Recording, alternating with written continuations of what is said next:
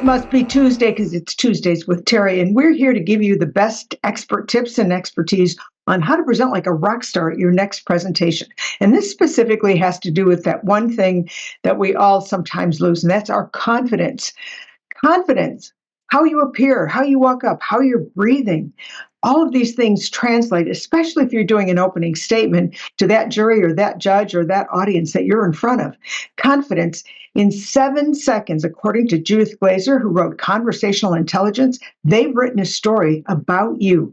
It's not necessarily accurate either, but how you dress, how you sound, what's going on with how you present.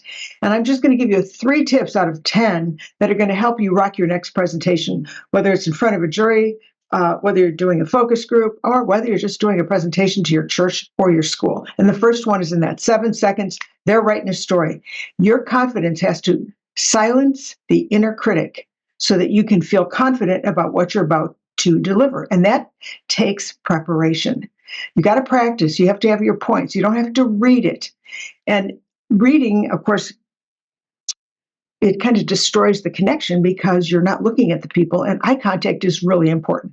The second one is your body language. Are you meek because you're a little nervous? Are you tugging at your clothes because you're uncomfortable? Do they fit? What do they look like? Look at your shoes. Shoes are an important factor, especially for men. The tone of your voice is number 2.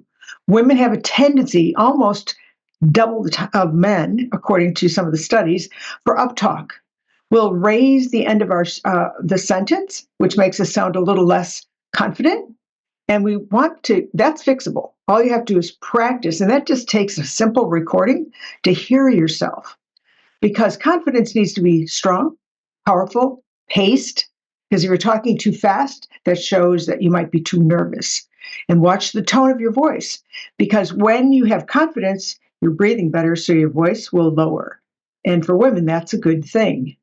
What's the third one? I would say monotone. What I've observed in the courtroom, especially with men, is they will read, and that puts, when you read something, you don't go, you don't have any action to your voice, and so that monotone will put people to sleep. They'll go back in their head and say things like, "That's boring," and not hear what you need to say.